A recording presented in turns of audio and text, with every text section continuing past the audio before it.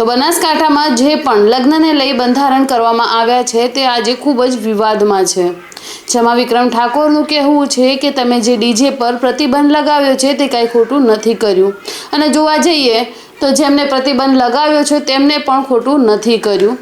બે પાર્ટી પોતપોતાની રીતે સાચા છે, પણ જે રીતે તમે બંધારણ કર્યું છે તો જે ડીજેવાળા છે તેમને પોતાની વસ્તુ કઈ રીતે એકઠા કરી છે, કેમ કે આપણે જોતા હોઈએ છીએ કે આપણે અમુક વખત 10,000-1,000ની વસ્તુ લાવવી હોય ને તો પણ ખૂબ જ મુશ્કેલ થઈ જાય છે। તો તેમની જોડે તો લાખોનો સેટઅપ હોય છે, અને એ જ લાખોનો સેટઅપ લેવા માટે અમુક વખત લોકો લોન લેતા હોય છે કે પછી અમુક લોકો પોતાની જમીન જ ગીરવે મૂકે છે અથવા વેચી દે છે કે આપણો એક ધંધો સેટ થઈ જાય।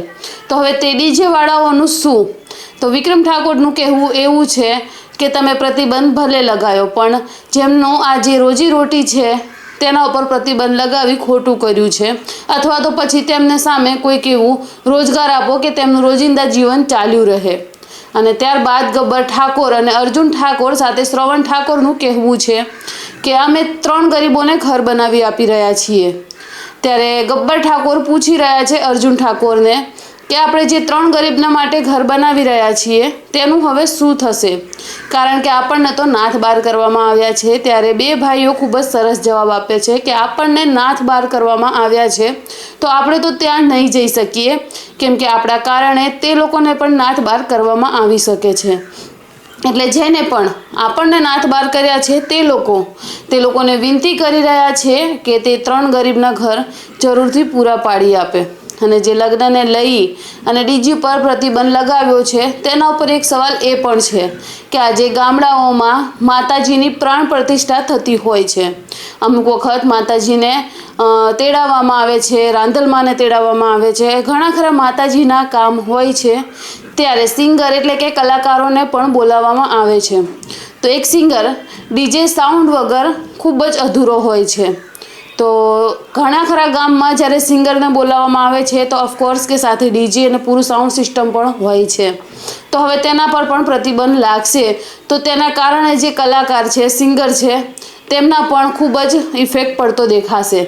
તો બસ વિક્રમ ઠાકોરજી અને ગબ્બર ઠાકોરનું કહેવું એવું છે કે આ જે પ્રતિબંધ લગાવ્યો છે તે લોકોને પણ રોજગાર જરૂરથી મળવો જોઈએ।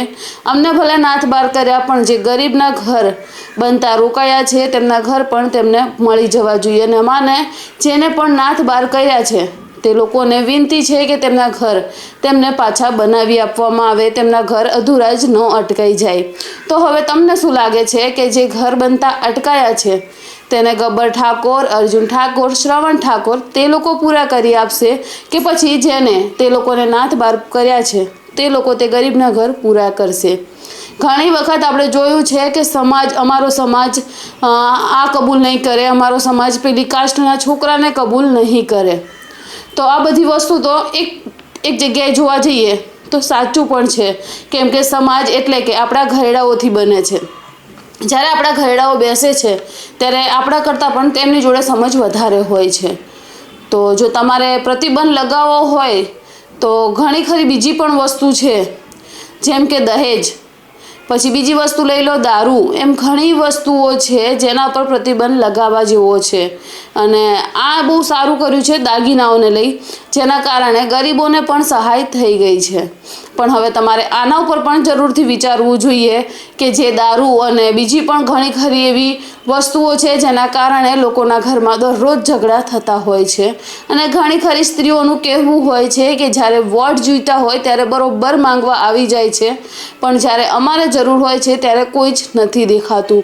તો તેમની જરૂરિયાતોને પણ જરૂરથી ધ્યાનમાં રાખવા, કેમ કે જ્યારે જનતા છે ત્યારે જ કોઈ ચૂંટાઈને આવતું હોય છે। તો તે લોકોના જે દુઃખ છે તેના ઉપર પણ હલ કઈ રીતે કરવો તેના વિશે પણ વિચાર જરૂરથી કરવો। અને જેમ કે મેં આગલા વિડીયોમાં કહ્યું હતું કે તેમને સોશિયલ મીડિયા ઉપર હાલ ઘણા ખરા એવા પણ વિડીયો વાયરલ થઈ રહ્યા છે જેમાં અર્જુન ઠાકોર, ગબ્બર ઠાકોરને અનફોલો કરતા સ્ક્રીનશોટ બતાવવામાં આવ્યા છે। તો તમારાથી એક ક્વેશ્ચન છે, એટલે કે તમારાથી એક સવાલ છે કે શું તમે પણ તે લોકોને સપોર્ટ કરશો કે નહીં? અને તમે કોની તરફ છો? જેમને આ બધા પ્રતિબંધ લગાવ્યા છે તેમની તરફ, કે પછી જેમના ડીજે પર પ્રતિબંધ લગાવવામાં આવ્યા છે અને જે આપણા કલાકારો છે તેમની તરફ? કમેન્ટ બોક્સમાં જરૂરથી બતાવજો।